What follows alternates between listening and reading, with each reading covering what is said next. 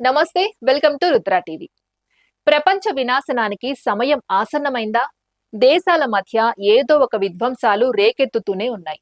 Russia Ukraine యుద్ధం కావచ్చు, India Pakistan యుద్ధం కావచ్చు, ఇజ్రాయెల్ ఇరాన్ ఇలా అనేక దేశాల మధ్య యుద్ధాలు జరుగుతున్నాయి. మొన్న ఇటీవల నాటో దేశమైన పోలాండ్ పై రష్యన్ డ్రోన్స్ పంపారు. కానీ పోలాండ్ వెంటనే స్పందించి వాళ్ళ డిఫెన్స్ సిస్టమ్ ని యాక్టివేట్ చేసి వాటిని నిర్వీర్యం చేశారు. కానీ రష్యా మాత్రం మాకు అసలు పోలాండ్ పై దాడి చేసే ఆలోచనే లేదు, ఆ డ్రోన్లు ఎక్కడి నుంచి వచ్చాయో మాకు తెలీదు అని చెప్పారు. ఉక్రెయిన్ తో యుద్ధం మొదలవ్వక ముందు చాలా మంది జర్నలిస్టులు అడగ్గా రష్యా మాకు ఉక్రెయిన్ తో యుద్ధం చేసే ఆలోచనే లేదని చెప్పింది. అసలు నాటో అంటే నార్త్ అట్లాంటిక్ ట్రీటీ ఆర్గనైజేషన్. ఇది 1949లో నార్త్ అమెరికాలోని ఇంకా యూరప్ లోని 32 దేశాలు కలిసి ఏర్పాటు చేసుకున్న గ్రూప్. ఇది ఆ దేశాల రాజకీయ మరియు రక్షణ పరంగా ఒకరికి ఒకరు సహకరించుకోవడానికి ఏర్పాటు చేసుకున్నారు. యుఎస్ఏ, యూకే, ఫ్రాన్స్ ఇంకా జర్మనీ లాంటి అగ్ర రాజ్యాలు కూడా ఈ గ్రూప్ లో సభ్యులు. నాటో ముఖ్య నియమం ఏంటంటే ఈ గ్రూప్ లో ఏ ఒక్క దేశంపై అటాక్ జరిగినా మొత్తం 32 దేశాలపై దాడి జరిగినట్టే. అలాంటి సమయంలో అన్ని దేశాలు కలిసి అవతలి దేశంపై ఎదురు దాడికి దిగుతాయి.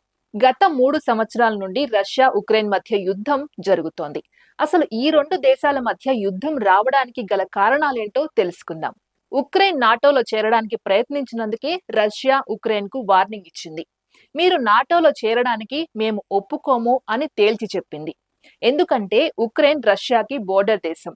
ఒకవేళ ఉక్రెయిన్ నాటోలో చేరితే అమెరికా తన అడ్వాన్స్డ్ వెపన్స్ ని ఇంకా మిలిటరీని ఉక్రెయిన్ లో దింపి రష్యాకు తలనొప్పిగా మారుతుంది. అమెరికా రష్యాపై దాడి చేస్తుందని రష్యాకి ఉక్రెయిన్ నాటోలో కలవడం ఇష్టం లేదు. కానీ ఉక్రెయిన్ ప్రెసిడెంట్ జెలెన్స్కీ మాత్రం మేము నాటోలో చేరి తీరుతామని తేల్చి చెప్పడంతో రష్యా ఉక్రెయిన్ పై యుద్ధానికి దిగింది. 3 ఏళ్లుగా సాగుతున్న యుద్ధం ఇంకా ముగియడం లేదు. అయితే వారం క్రితం ఉక్రెయిన్ పై ప్రయోగించిన డ్రోన్లు పక్కనే ఉన్న నాటో దేశమైన పోలాండ్ ఎయిర్ బేస్ లోకి ఎంటర్ అయ్యాయి. ఇమ్మీడియట్ గా పోలాండ్ తమ ఎయిర్ డిఫెన్స్ సిస్టమ్ ని యాక్టివేట్ చేసి తమ దగ్గరున్న F-16 ఫైటర్ జెట్లను పంపి ఆ డ్రోన్లను ఆకాశంలోనే పేల్చేశారు.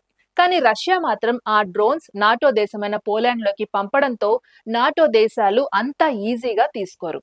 ఇది రష్యా నుండి నాటో దేశాలకు ఒక వార్నింగ్ లాంటిది. దీంతో నాటో యొక్క ఆర్టికల్ 4 యాక్టివేట్ అయింది. ఇక నాటో దేశాల నాయకులు అందరూ సమావేశమై నాటోలోని ఆర్టికల్ 5 ని యాక్టివేట్ చేయాలా వద్దా అని నిర్ణయించుకుంటాయి. ఒకవేళ ఆర్టికల్ 5 యాక్టివేట్ అయితే వీరంతా కలిసి రష్యాపై యుద్ధానికి దిగుతారు. గత వారం రోజుల నుండి జరుగుతున్న పరిణామాలు చూస్తే యుద్ధానికి యూరోపియన్ దేశాలన్నీ సిద్ధమవుతున్నట్లు కనిపిస్తోంది. ఆ దేశాలు వారి వారి మిలిటరీని, ఎయిర్ ఫోర్స్ ని, వెపన్స్ ని యాక్టివేట్ చేస్తున్నాయి. వారం క్రితం ఫ్రాన్స్ ప్రభుత్వం అక్కడున్న అన్ని హాస్పిటల్స్ కి ఒక ఆర్డర్ పాస్ చేసింది. మీరు ఎంతమంది గాయపడి వచ్చినా ట్రీట్మెంట్ ఇవ్వడానికి సిద్ధంగా ఉండేలాగా ఏర్పాట్లు చేసుకోండి. పక్క దేశాల నుంచి కూడా సైనికులు గాయపడి వచ్చినా మీరు చికిత్స చేయడానికి ఏర్పాట్లన్నీ చేసుకోండి అని ఆర్డర్ ద్వారా తెలిపింది.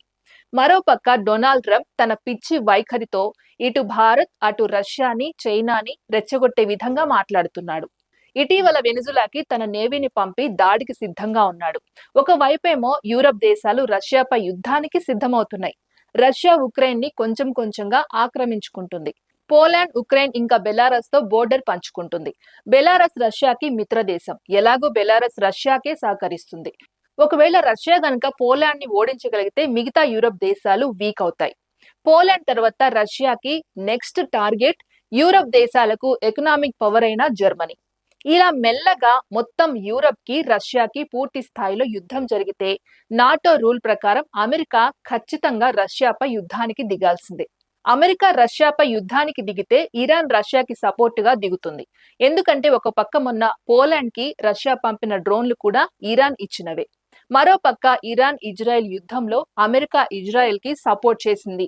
కాబట్టి ఇరాన్ రష్యాకి సపోర్ట్ చేస్తే మెల్లమెల్లగా చైనా, నార్త్ కొరియా కూడా రష్యాకి సపోర్ట్ చేస్తాయి. మరి ఇలా రష్యాకి కొన్ని దేశాలు, యూరప్ కి కొన్ని దేశాలు సపోర్ట్ గా దిగితే అంటే యుద్ధంలో ఇన్ని దేశాలు ఇన్వాల్వ్ అయితే మూడో ప్రపంచ యుద్ధమో లేక అణు యుద్ధమో జరిగే ప్రమాదం ఉంటుంది. మొన్న ఇజ్రాయెల్లోని ఒక నగరంలో కొంతమంది దాడి చేశారు.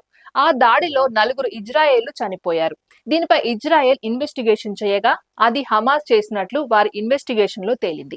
మరి ఆ హమాస్ కి చెందిన లీడర్లు ఖతర్ లో ఉన్నారని తెలుసుకున్న ఇజ్రాయెల్ ఏ మాత్రం భయపడకుండా తమ ఫైటర్ జెట్స్ ని ఖతర్ కు పంపి ఖతర్ పై దాడి చేసింది. ఇలా ఇజ్రాయెల్ ఖతర్ మధ్య యుద్ధ వాతావరణం సాగుతుంది. ప్రపంచంలో ఎటు చూసినా రెండు దేశాల మధ్య గొడవలు, శ్రీలంక, బంగ్లాదేశ్, నేపాల్ లాంటి దేశాల్లో అంతర్గతంగా చెలరేగిన అల్లర్లు, ప్రభుత్వాలు కూలిపోవడంతో ఇలాంటి దేశాలు సర్వనాశనమయ్యాయి. ఎందుకంటే అలాంటి దేశాల బాగోగులు చూసుకోవడానికి ఒక ప్రాపర్ మెకానిజం అనేది లేదు. ప్రజలే లా అండ్ ఆర్డర్ తమ చేతిలోకి తీసుకున్నారు. ఇలా ఎటువైపు చూసినా అంతం దగ్గర పడిందనిపిస్తుంది. ఇలాంటి సమయంలో భారత్ వైఖరి ఎలా ఉండాలి? ఒకవేళ భారత్ రష్యాకు సపోర్ట్ చేస్తే ఎలాంటి సవాళ్లను ఎదుర్కోవాలి? మనశ్శాంతిగా ఉన్న ప్రపంచాన్ని డొనాల్డ్ ట్రంప్ గెలిచాక అర్థం లేని టారిఫ్లు, ఇతర దేశ సమస్యల్లో దూరడం, రెచ్చగొట్టడం లాంటివి చేస్తున్నది ప్రపంచం మొత్తం గమనిస్తూనే ఉంది. మరి భారత్ ఆర్థిక వ్యవస్థ బలపడే ముందు ఇలాంటి పరిణామాన్ని ఎలా అధిగమిస్తుందో వేచి చూడాలి. ఇది ఇవాల్టి అప్డేట్. మరో అప్డేట్ తో మళ్ళీ కలుద్దాం. అంతవరకు చూస్తూనే ఉండండి రుద్ర టీవీ.